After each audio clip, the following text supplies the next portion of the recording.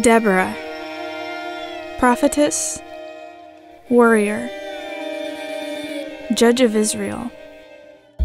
Many people have never heard of this Bible character, but we can learn something from her story.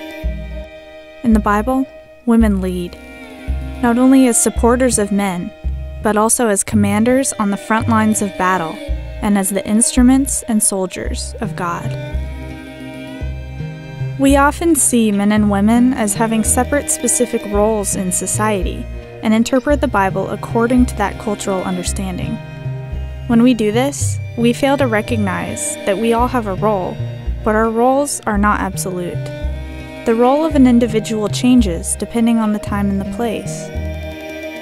Every situation is different, and God picks and chooses who will execute His will depending on His needs.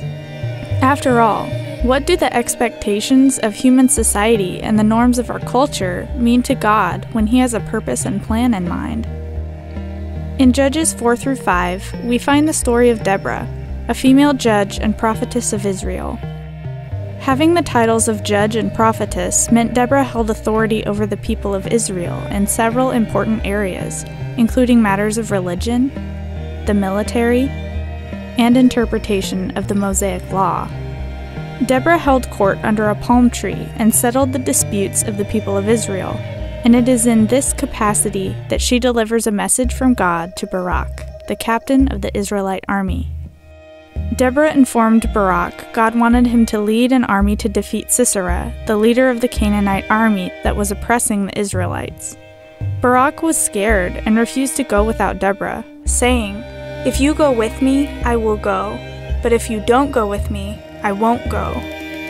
Deborah replied, "Certainly I will go with you, but because of the course you are taking, the honor will not be yours, for the Lord will deliver Sisera into the hands of a woman."